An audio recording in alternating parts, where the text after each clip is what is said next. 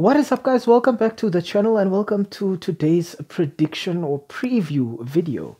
We're sticking with the action from the Euro 2024 taking place in Germany, and we're officially moving on to the quarter-final stages. So for this one, we will be focusing on the match taking place on the 5th of July, that is this Friday, that sees Portugal go up against France.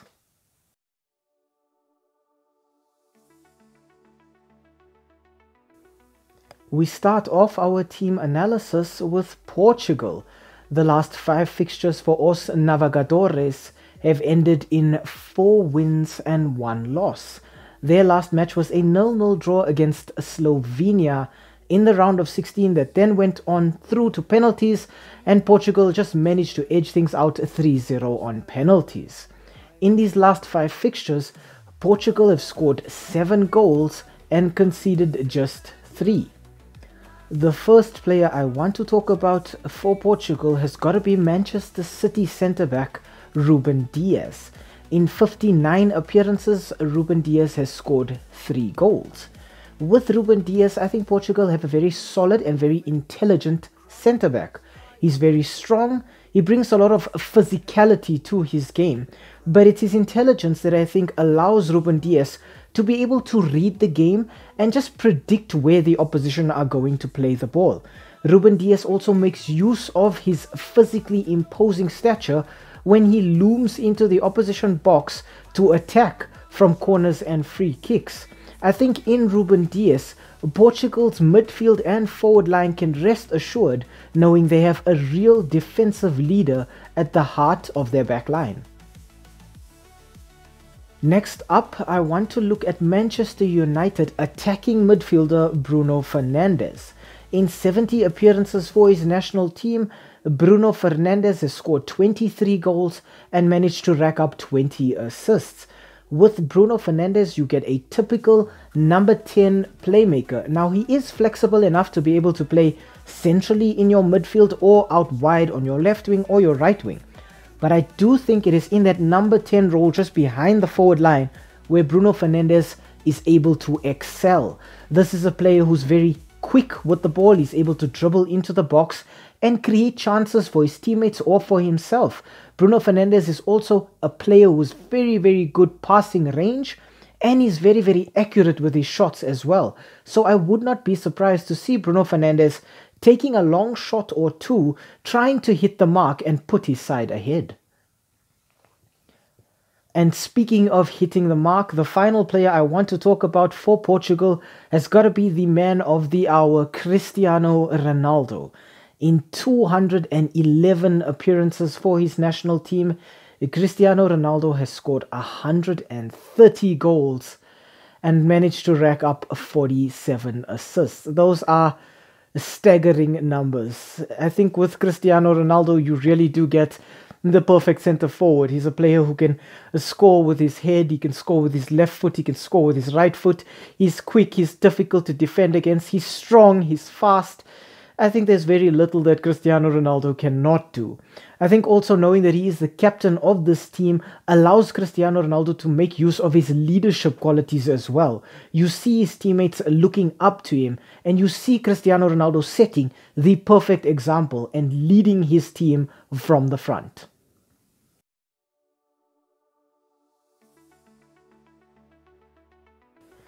Next up, we look at France. Now, the last 5 fixtures for Les Bleus have ended in 2 wins and 3 draws.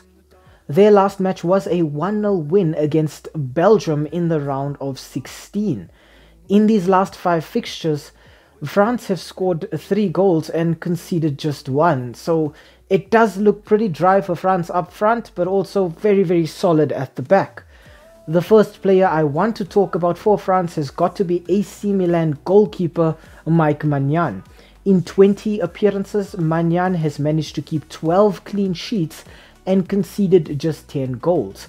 Now, if we crunch those numbers and look at them very critically, it tells us that Mike Maignan has kept a clean sheet in more than half of his appearances for his national team. This is a player who I think is one of the best, if not the best, goalkeeper on the planet right now. Mike Maignan's reflexes, his ability to read the game, his ability to predict what will happen next really sets him apart from the other goalkeepers in the world right now. I think in Mike Maignan, France have a very solid keeper, very strong, very commanding presence in the box, a player who really knows how to reinforce the confidence of all the players around him with his individual abilities. Next up, I want to talk N'Golo Kante. In 59 appearances for his national team, N'Golo Kante has scored 2 goals and managed to rack up a single assist. Now, those numbers might not look very impressive, but I think it is N'Golo Kante's work rate, his endurance and his stamina that allow him to play in this match as one of the best footballers on the planet right now. I think with N'Golo Kante, you have a player who never gives up. You see N'Golo Kante running from the first minute right up until the final minute. This is a player who understands the game. He's very good at reading it. He's very good at linking up with his teammates. N'Golo Kante is a very generous player. He often allows others to steal the headlines so that he can get in and do the dirty work that nobody else enjoys doing. Putting pressure on the ball, tackling the opposition midfielders or forwards to win the ball back, and then just cycling it through to the other attacking players in his team. And finally, I want to talk France's captain and the man who's been stealing all of the headlines for Le Bleu for the last few years, actually, in Kyliann Mbappe. In 82 appearances for his national team, Kyliann Mbappe has scored 48 goals and managed to rack up 34 assists. If we look at those numbers again, it essentially means that Kyliann Mbappe contributes to a goal for France every single match. That is incredible.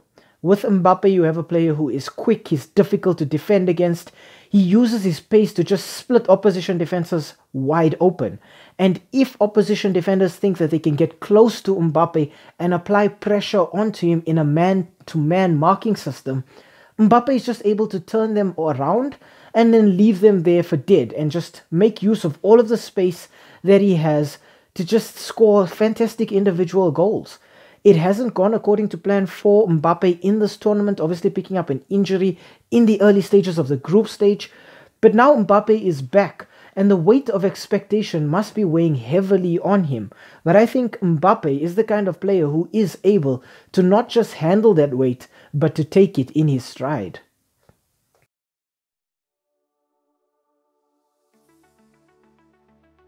When we look at the head-to-head between these two sides, the last 5 fixtures between France and Portugal have ended in 2 wins for France, 1 win for Portugal, and then 2 draws between the two sides. In these last 5 fixtures, France have scored 4 goals, while Portugal have scored 3. I think those statistics alone kind of tell us that the match is skewed a little bit in favor of France. They've managed to pick up more wins against Portugal. They've managed to score more goals than Portugal in this fixture.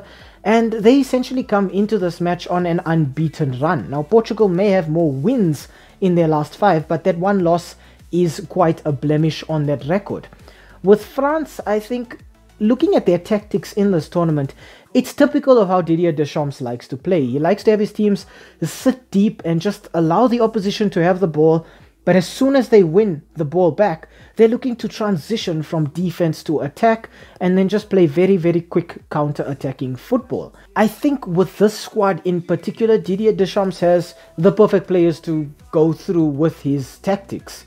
He's got midfielders like Adrien Rabiot, Tchouameni, Camavinga and N'Golo Kante who can go out there, do the dirty work in the middle of midfield, win the ball back, possibly get fouls if necessary to break down the opposition attacks, and then just cycle the ball forward to the wings to these attacking players who have so much pace. Players like Antoine Griezmann, like Kyliann Mbappe, Ousmane Dembele.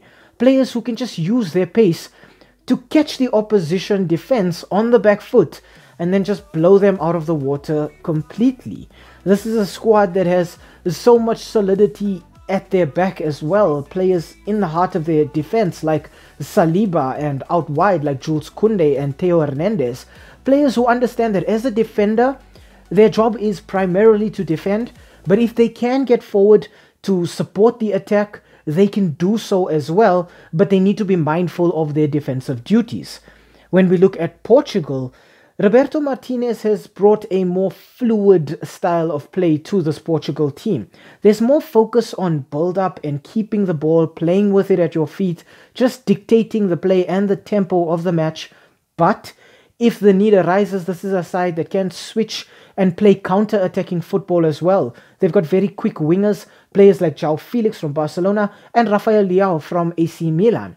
I think in terms of the midfield approach for Portugal, it's direct contrast to how France approached the midfield. With France, the midfield is just used to break down the opposition attacks and then just cycle the ball forward.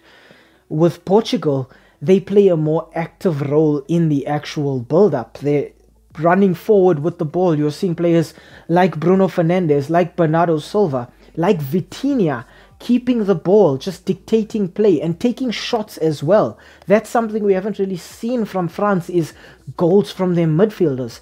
But we have seen that with Portugal. Bernardo Silva has scored. Bruno Fernandes has scored. These are players who are capable of getting goals, and they love to get forward. They love to be in these attacking positions and contribute to overall attacking plays. I do, however, think that playing this kind of possession style of football with the players that Portugal have, who over-attack at times, plays directly into France's hands. That's exactly what Didier Deschamps and his team will want. They'll want Portugal to move the ball forward, to come towards them as a unit, to leave gaps in the back. And then we'll see players like Ousmane Dembele, Kyliann Mbappe and Antoine Griezmann making use of those spaces behind Portugal's back line. I think we're going to see players like Adrian Rabiot or Camavinga just playing a few long balls. Theo Hernandez as well is capable of these great long balls across the field, just over the opposition defense, which looks like it's going to nobody.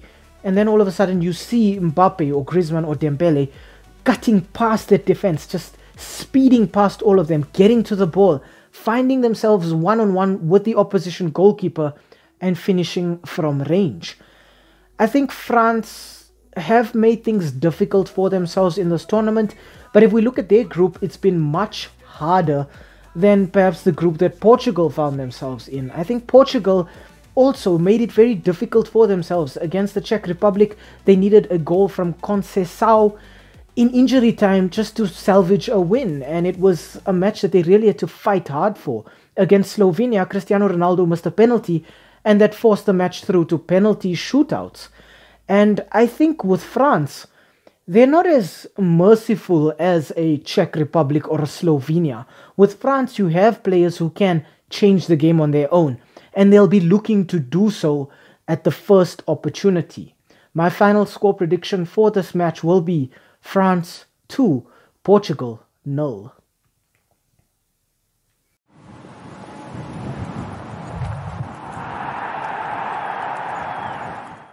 Hi, thank you for making it to the end of this video.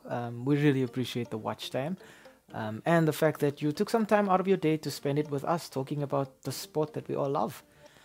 If you enjoyed the content, why not, drop a like down below or comment in the comment section. Maybe even consider subscribing to the channel. And I mean, while you are here right now, have a look at some of our old videos too. They should be appearing on the screen right now, along with that subscribe button. So you know exactly what to do. Thank you so much. It really helps with the YouTube algorithm. And have a great day out there. And we hope to see you again very, very soon. Thanks. Stay safe.